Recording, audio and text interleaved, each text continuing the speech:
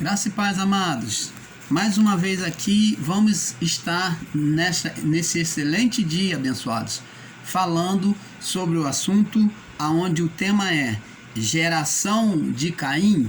É uma pergunta. Geração de Caim. Vamos na primeira parte, tá bom? Vamos falar sobre esse assunto. E para falar sobre a geração de Caim, vamos abrir a nossa Bíblia aqui no livro de Gênesis. No livro de Gênesis, aonde nós temos aqui os dois viventes, né? Descendente de Adão. Diz aqui, Gênesis capítulo 4. Gênesis capítulo 4. E conheceu Adão a Eva, sua mulher, e ela concebeu e deu à luz a Caim, e disse: alcancei do Senhor um homem. Então vamos parar por aqui para nós interpretarmos perfeitamente a palavra. Por que o irmão Paulo está aqui parando nesse já primeiro versículo? Primeiro, eu queria abordar um assunto porque há aqueles que sustentam o ensino de que Caim ele veio da geração de Lilith com Adão.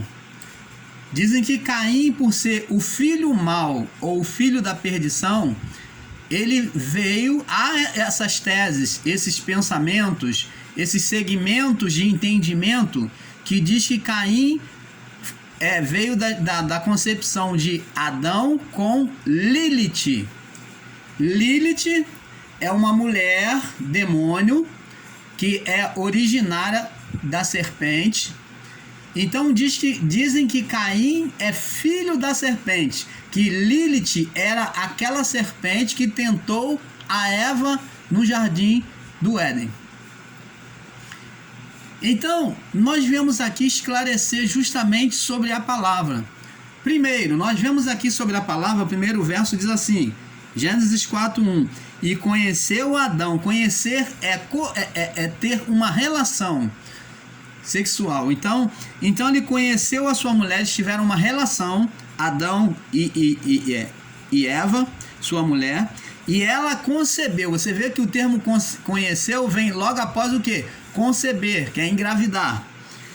Concebeu e deu à luz a Caim. Então, essa tese, esse engano, esse equívoco de ensino errado acerca de Caim ser filho de Lilith, que é uma mitologia judaica, então isso está descartado.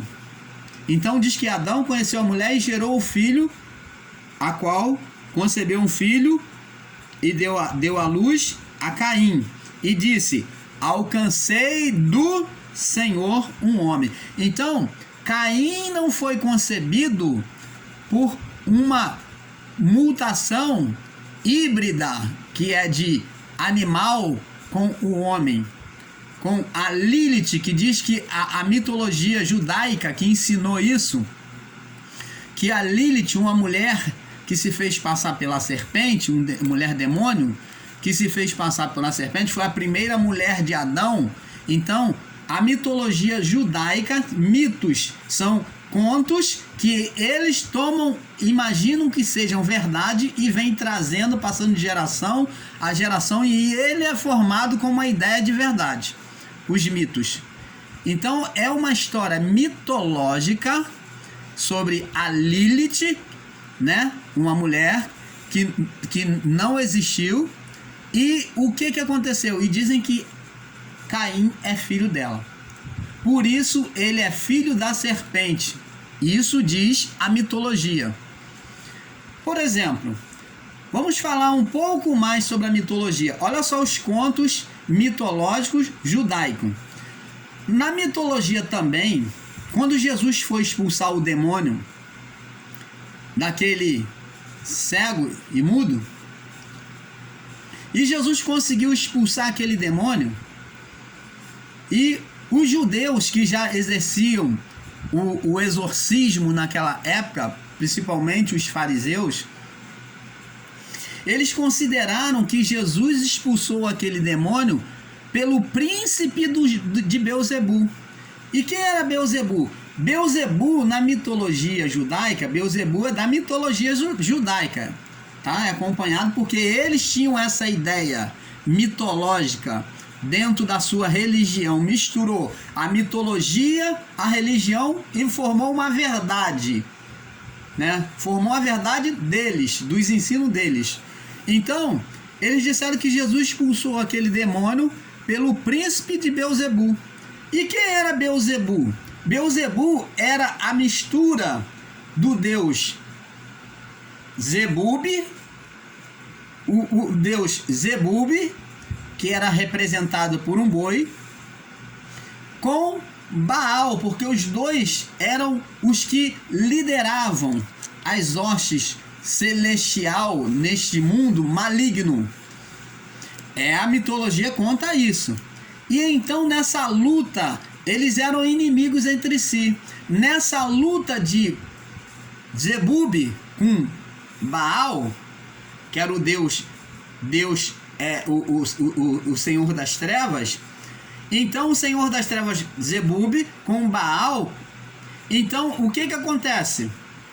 Eles, nessa luta, eles começaram a lutar lá no meio, no plano, no cosmos, e nessa luta eles se embaraçaram, preste atenção, olha onde cabe uma concepção de imaginação. Eles se embaraçaram nessa luta e os dois se misturaram nesse combate de poder, se misturaram e viraram um só, aonde se atribuiu o nome Beelzebub, que é a mistura de Baal com Zebub. Então, Beelzebub é a mistura de Baal com Zebub. Então ficou Beelzebub, que é Baal com Zebub, os dois deuses do Império das Trevas que dominava este mundo, nas hostes celestiais deste mundo, nas órbitas. Então eles entraram em confronto e se misturaram nessa luta, nesse combate dos dois, e houve essa mistura de Beelzebub. Criou-se um Deus. Então criou-se um Deus que passou a ser o Senhor das moscas, o Deus das moscas, o Senhor da putrificação. Então, que era o Beelzebub. Toda doença que a pessoa não se curava depois dos recursos médicos, de tudo que ela podia fazer e não alcançasse a cura, então, a partir dali, se não era tratável, era considerado uma maldição de Baal-Zebub, de Beelzebu. Você está entendendo, amados? Então, eles passaram a atribuir que toda doença que não se curava era Beelzebu que havia posto aquela sentença. E quando Cristo vem curar aquele cego e mudo, uma coisa que homem algum poderia fazer, que eles nos seus recursos não conseguiram, e ele desde nascença, então Cristo foi considerado o príncipe dos demônios, como a figura do próprio Beelzebu. Você está entendendo, amados? E aqui, nessa mitologia, Adão é descrito como se tivesse tido uma relação com Lilith, a mulher, aquela que virou serpente, que estava lá, que tentou a Eva. Então, e diz que a Eva, eles dizem, a mitologia diz que Eva não foi a primeira mulher de Adão. A mitologia diz que quem foi a primeira mulher de Adão foi Lilith. Mas isso tudo, resumindo, isso tudo é conto de carochinha. É simplesmente imaginações férteis dos judeus naquela época que inventavam essas histórias. Assim como nós, nos tempos passados, acreditavam na história de mula sem cabeça, Saci Pererê, a mulher de branco, entendeu? A mulher loura, entendeu? Então isso tudo são mitologias, né? Crenças que se criou, entendeu? Através dos medos, dos pavores que existiam nas pessoas, geravam espíritos, maldições, né? Espírito fantasma sobre a vida delas. E isso daí, como você sabe, estavam vivendo o império das trevas, o mal se prevalecia sobre isso. Então, falando aqui, nós vemos que Caim, ele foi descendente do cruzamento de Adão e Eva, da concepção com Adão com Eva, tá bom? Então, Caim, outro ponto. O sistema religioso, e existem segmentos evangélicos, principalmente em graça. Eu já desde início eu quero pedir perdão, quero que os irmãos entendam, não estou aqui para lutar contra quem quer que seja. O canal Luzes da Graça está aqui para trazer o entendimento perfeito das Escrituras Sagradas, naquilo que é abordado. Então, amados, preste atenção, existem segmentos, até mesmo em graça, que ensinam que Caim é o filho da perdição. Que Caim não só é o filho da perdição, mas que existe descendência de Caim, como eles falam sobre os filhos descendentes de Caim, que são os filhos da perdição, e como existem os filhos da salvação. E nós vamos ver isso sobre a luz da palavra, vamos ver se isso é verdade. Preste atenção. Sabemos que os filhos de Adão, inicialmente foram relatados, foram Caim e Abel. Inicialmente ele teve quantos filhos? 2. Então, como todos nós sabemos, Caim matou o seu irmão, porque as obras do seu irmão eram boas e a dele era más. Então, descartando aqui, Abel deixou de existir na sua morte, quando seu irmão o matou. Então Adão agora fica só com um filho, a princípio. Então fica com quem? Com Caim. Caim e também mais quem? Caim e Sete. Ele gerou um outro filho, Deus lhe deu um outro filho para suprir a falta de Abel, chamado de Sete, que foi o adorador a Deus, é o que trouxe de volta a comunhão, a adoração a Deus. Então Caim, preste atenção, a geração de Caim, eles dizem que existe a geração de Caim, que é aquele que não ouve a voz da palavra do Evangelho, principalmente o Evangelho da Graça, porque muitos que estão em graça, que pregam e anunciam isso, que se você não aceita o Evangelho pregado, anunciado, o Evangelho da Graça, você é filho da perdição. Então eles ensinam que existe filho da salvação e filho da perdição. Nós, do canal Luzes da Graça, nós ensinamos que todos são filhos de Deus. Nós não ensinamos eleição. Nós não ensinamos separação de salvos e não salvos. Nós não ensinamos isto. Ensinamos que todos, quando nascemos, após o juízo, viemos filhos de Deus. Mas muitos que estão em graça, dos que ensinam em graça, ensinam que existe o filho da perdição, e ainda alegam que são descendentes de Caim. Seria isto verdade? Preste atenção, vamos ver aqui. Vamos ver aqui. Gênesis ainda. Gênesis capítulo 7, no verso 7. Diz aqui. Vamos ver se realmente isso é verdade. Gênesis 7, 7. Diz assim. Noé entrou na arca e com ele os seus filhos. E com ele os seus filhos, sua mulher e as mulheres de seus filhos, por causa das águas do dilúvio. Preste atenção. Quando Deus viu a maldade sobre a terra, ele trouxe o dilúvio principalmente movido pela geração de Caim, pela maldade de Caim e pela geração de Caim. Naquela época existia os descendentes de Caim. Então Deus traz o dilúvio sobre a terra para acabar com todos eles. E eu pergunto a você, amados, Deus acabou com tudo, só ficou Noé, aqui está escrito, ó.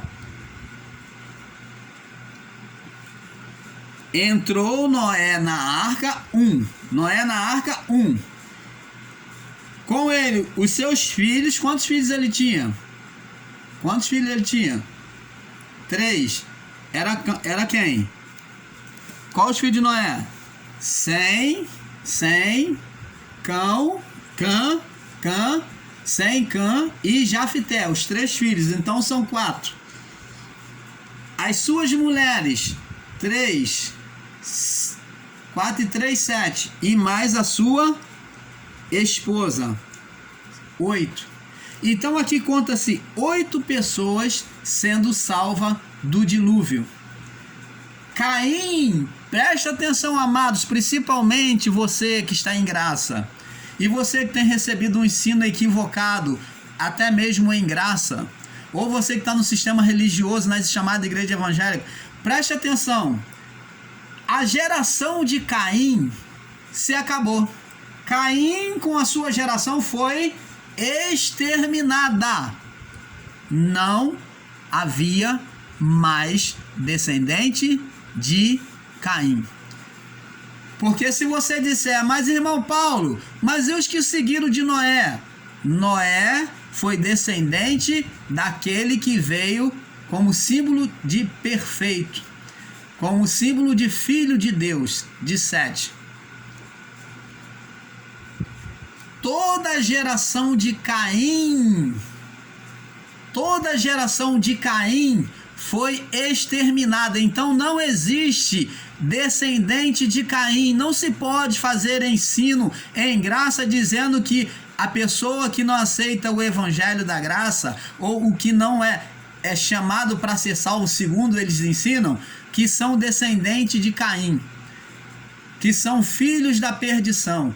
O termo filho da perdição foi originado a Caim, verdade. Por quê? Porque ele era um filho, mas que se perverteu, ele não ouviu a voz de Deus. Tanto que Deus falou, ó, eis que o pecado bate a porta, jaz a porta, cabe você dominar. E ele ainda assim persistiu no seu erro e ainda tirou a vida do seu irmão.